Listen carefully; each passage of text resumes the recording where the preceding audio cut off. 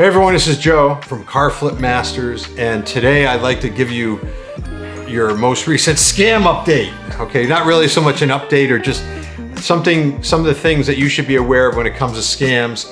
Because if you're going to be selling online, whether it's Craigslist or Facebook or whatever it is that the way you're advertising this, there are people that are going to try to take advantage of you, believe me. So the first thing I should say is that it's going to be very hard for people to scam you if you are relying on hearing someone's voice. Most of the scams that people will try to perpetrate on you are going to come through email, chat, or text. You know the famous one that starts off like, hey, my name is so-and-so and I just won, $1 billion and I am the Powerball winner and I have decided just to bless random people in the world with, $100,000. All you have to do is blank, blank, blank, blank, blank. Now, there is a guy who has a YouTube channel named Mr. Beast that really does give away a lot of money, but this isn't Mr. Beast we're talking about. We're just talking about people phishing for, unfortunately, gullible people. I've had relatives that have fallen for this type of stuff with phone calls.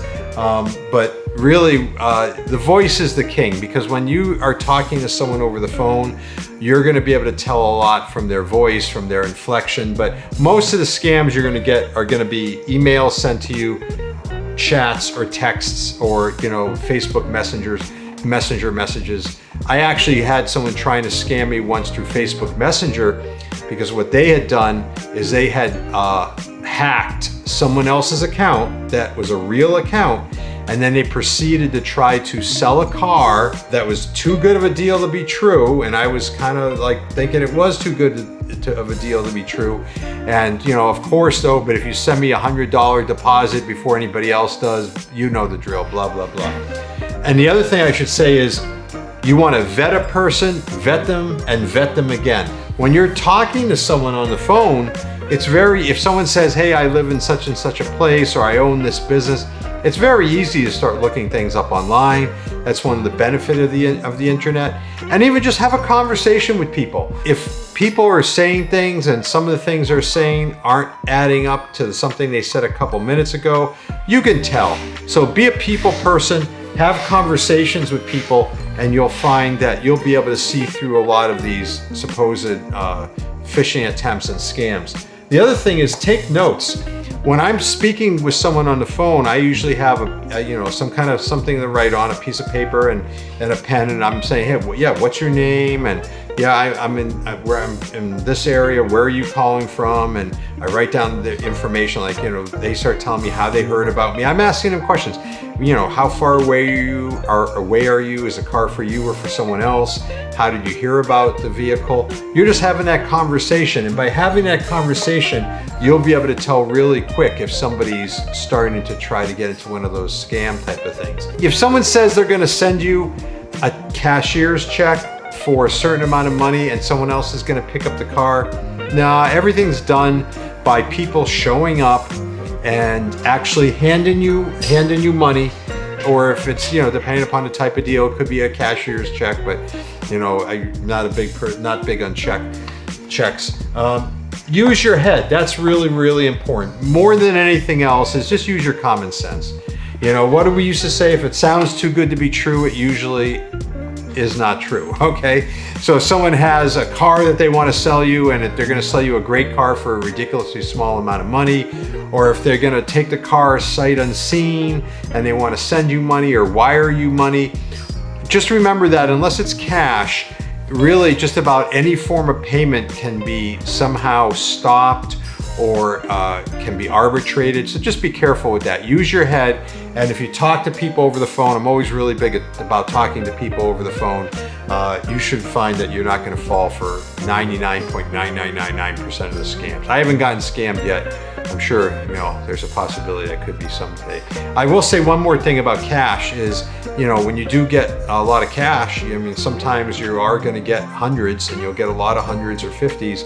It might be a good idea to invest, a few bucks in one of those counterfeit marker pens where you could just run it down every bill. You can take a whole stack of bills, fan them out, and run it down, and it'll tell you really quick if one of those is counterfeit. Anyway, that's it.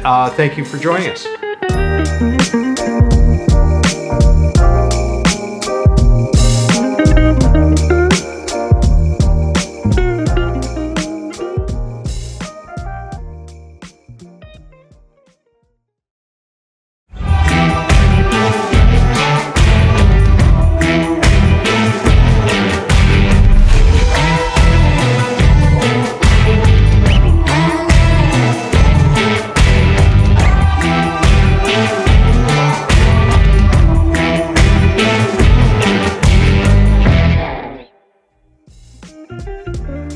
everyone, this is Joe from CarFlipMasters. Today I'd like to talk to you about the very important subject of staying safe, personal safety, while you seek to have this side hustle going on of flipping cars or selling cars. Now, the very first thing is that, obviously you have to use your common sense. If you don't feel safe in a situation, or if your antennae goes up, if your radar, something comes on your radar, if it doesn't feel kosher, you don't feel like it's a good situation, and just, follow your nose.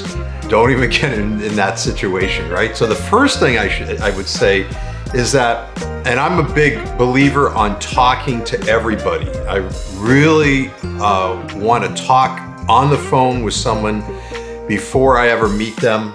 Vet them, vet them, vet them. The purpose of the phone call is not just so you can establish rapport, that it helps in the process of selling the car, you can find out what their needs are, but it's also to get a feeling for who you're dealing with. If you start talking to the person and things seem a little sketchy, perhaps you're not really too sure of the answers they're giving you, maybe you notice some things in their tone of their voice, or maybe they give you some information in a couple, maybe once in the conversation, something that they said earlier doesn't match up with something they're saying now.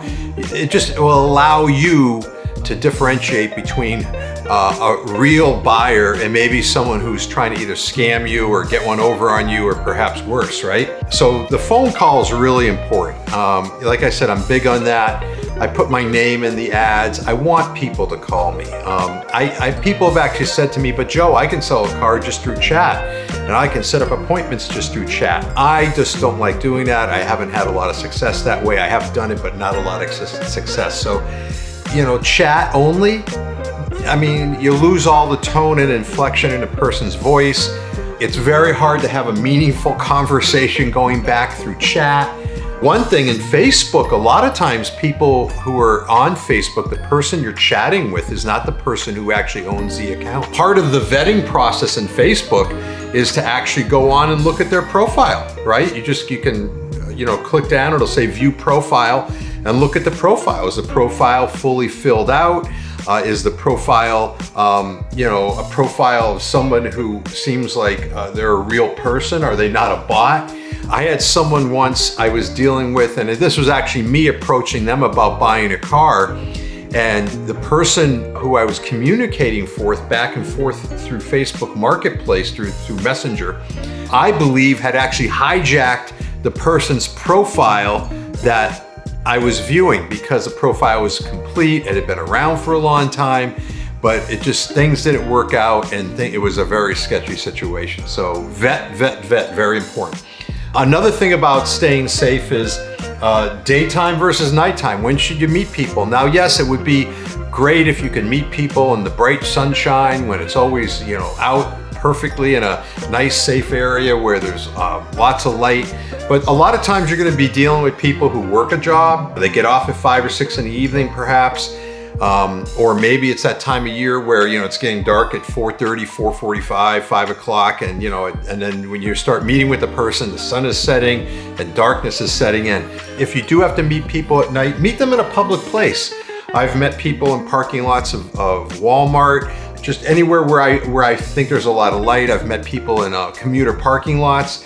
Again, very public places, well lit. Actually, you can check out a lot of police stations now will have an area set aside just for people to do transactions who are meeting people online, right? Maybe through Craigslist or Facebook or whatever.